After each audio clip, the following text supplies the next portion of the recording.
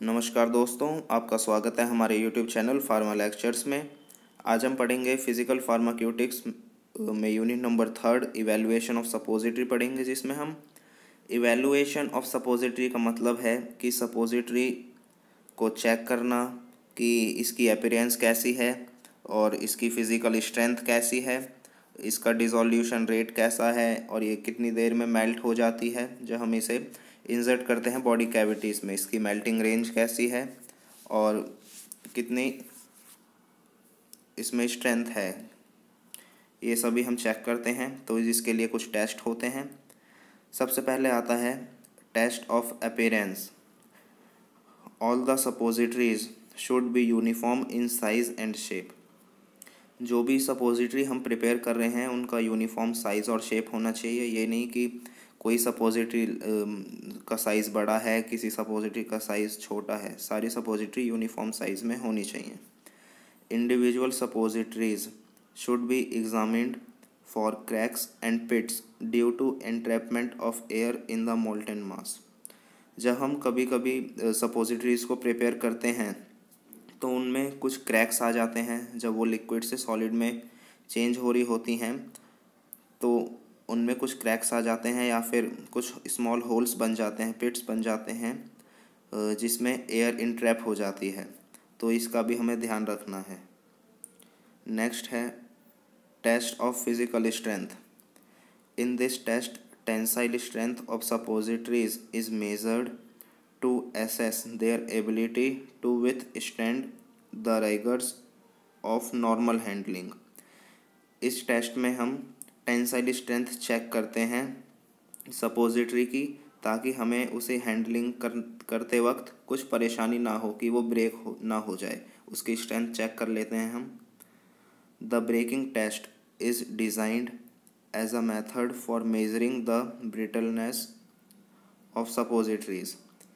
एक breaking test होता है जिसे हम करते हैं मेज़र करने के लिए इनकी स्ट्रेंथ कितनी है सपोजिटरी में, फ़िज़िकल स्ट्रेंथ और ब्रिटलनेस कितनी है सपोजिटरी की। इसके लिए एक इंस्ट्रूमेंट होता है जिसमें हम सपोजिटरी को प्लेस कर देते हैं। The suppository is placed in the instrument add 600 gram weight. सबसे पहले हम 600 ग्राम वेट उस पर ऐड करते हैं और उसे 1 मिनट के लिए छोड़ देते हैं।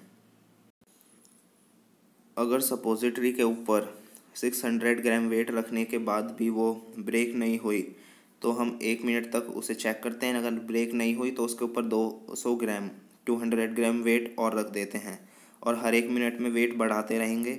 और जब सपोजिटरी ब्रेक हो जाए तो वो हम टाइम नोट कर लेंगे स्टॉप वॉच से, और वही सपोजिटरी की टेंसाइल स्ट्रेंथ होगी, ब्रेकिंग टाइम होगा। नेक्स्ट है test of dissolution rate.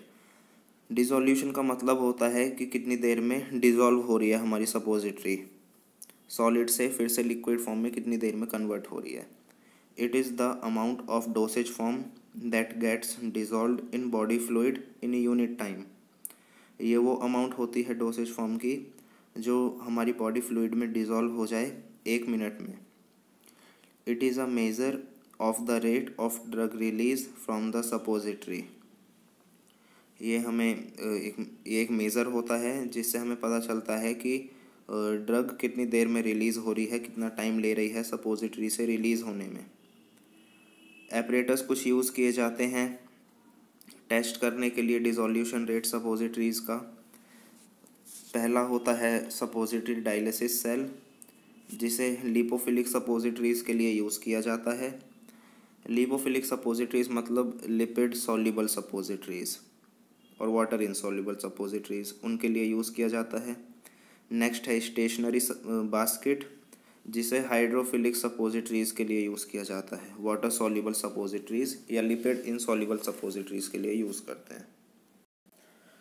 Next जो हम टेस्ट करते हैं वो है मेल्टिंग रेंज टेस्ट, जिसमें हम मेल्टिंग रेंज डिटरमाइन करते हैं किसी भी सपोजिटरी की।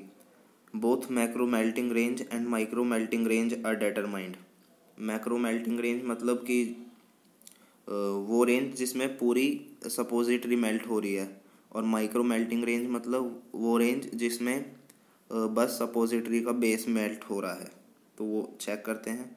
Macro melting range It measures the time it takes for the entire suppository to melt when immersed in a constant temperature 37 degree Celsius रखते हैं हम वाटर बाथ।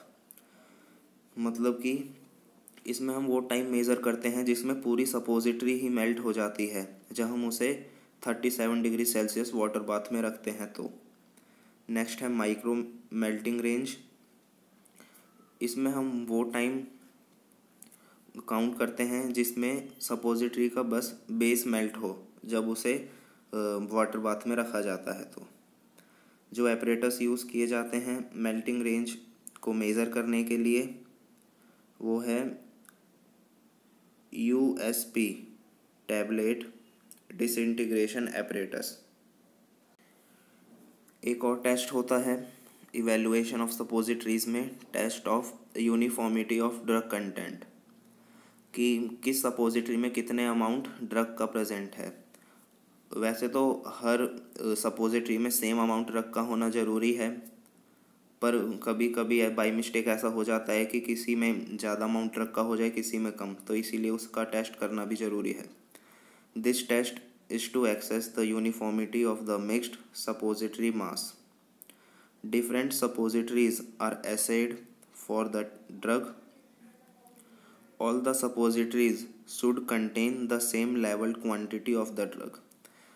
सपोजिटरीज सारी सपोजिटरीज़ का हम ऐसे करते हैं, उसका टेस्ट करते हैं यूनिफॉर्मिटी ऑफ ड्रग के लिए कि किस सपोजिटरी में कितने अमाउंट ड्रग प्रेजेंट है।